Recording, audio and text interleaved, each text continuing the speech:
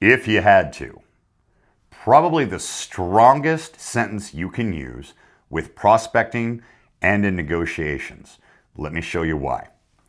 If you're having a conversation with a sphere of influence or an online lead or in a social group, usually are trained to ask the question, John, do you know of anybody who's looking to buy or sell real estate? John's going to answer no. And you're going to say, oh, okay, thanks. Keep me in mind.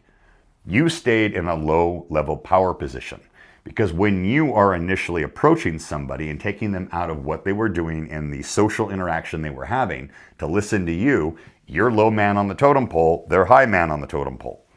The other phenomenon that comes into play is somebody's avoidance of wanting to get into a sales pitch or pigeonholing themselves where they feel like they're going to be forced to make a decision.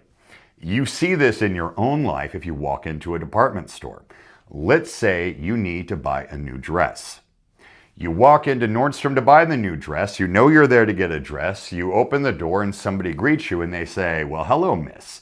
Thank you for visiting Nordstrom. Can I help you find something? What do you say? No, that's okay. Thank you very much. Just looking. It's avoidance. You also notice the hands and the palms facing the person or closed body behavior, putting a block in front of the person. No, you're not going to infiltrate my mind and make me do something I don't want to do. But in reality, maybe they could have pointed you in the right direction. Maybe you were looking for an A-frame sort of silhouette and you needed to know what rack they were. Simple to say yes, but you don't emotionally want to get yourself into that sort of sales trap where you're being sold something you don't need because it takes away your power. So if we go back to talking to John about whether or not he knows somebody that needs to buy or sell real estate, John says no. We should come back and ask the magic question.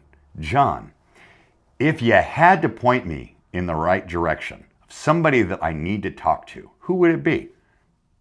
And then we stop. Because we've asked a second time, we've changed the framework, the way the power stacking happens. And we actually took control of that part of the conversation. And John is going to feel obligated to think and give us an answer. You will find that when you do this, 50% of the time, they're going to give you a name or they're going to give you at least a story about somebody in the future you should be talking to. So the conversation would likely go like this. John, do you know of anybody who's looking to buy or sell real estate? No, can't think of anybody, Jeff. Well, thanks, John, for taking the time to think about it. Question, if you had to tell me about somebody that could use my services, who would it be? And we pause.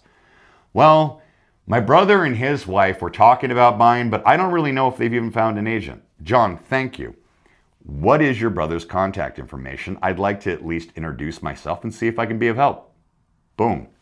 We now have the beginnings of a lead. This will work for you if you learn to do it. You got to have the mental fortitude and the guts to ask the additional question if you had to.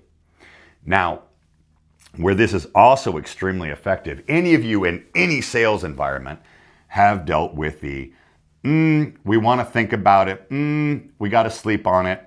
We got to pray about it. I've got to talk to my dad. You know, maybe you're showing buyers homes and you've taken them out on the weekend. You've shown them 4 homes. One of them they really like. You can feel they're on the cusp of wanting to make an offer. And you say, let's go back to the office. Let's put something together. Let's get it out. And they say, I don't really know. You know, I think we're going to go home. We're going to take care of the kids. We're going to start dinner. We're going to talk about it. We're going to think about it. We'll get back to you tomorrow and we'll come up with a decision. Now, agents will either say, okay, I understand, not a problem, let's talk tomorrow. In which case, you run a high risk of them, one, waiting too long and maybe losing out on the opportunity. But we're also not leveraging the excitement when somebody goes, that house might work for us. We need to move people into making a decision, all right? And this is for their benefit, but it also benefits you because your job is to sell, correct? So how do we do this without pressuring somebody into something? Because the idea of giving somebody a lecture of, John, I understand you guys want to think about it, that makes sense, but if we sit on this by tomorrow, there might be 12 offers. You'll end up paying more. The sky's going to fall. Everything's going to go to hell and you're going to lose out and then you're going to be mad. Doesn't really put somebody in a position to go, you know what? You're right. Let's go ahead and do it now. So I asked this question. John, I understand that you guys want to sit and talk about it. If you had to make a decision about this house as a yes or no right now, which would it be? It is the same thing of who do you know that's looking to buy or sell real estate. If I ask the buyers if they had to make a decision right now, not saying we're going to make a decision right now, if we had to make a decision right now, what would that decision be? Because you will find the decision will usually come out something like this. Yeah, I mean, probably. I don't know, honey. I mean, it marks all the boxes, and then you'll get what's holding them back. But, just wondering if there's something else we should be looking at, wondering if it's the right time. We're wondering what the market's doing. I talked to my brother. My brother thinks prices are going to come down. I don't know. Now we have the objections. So how do you finish this? No, John, I understand. Yeah. We never know what the market's going to do. And yes, we never know if another home's going to pop up.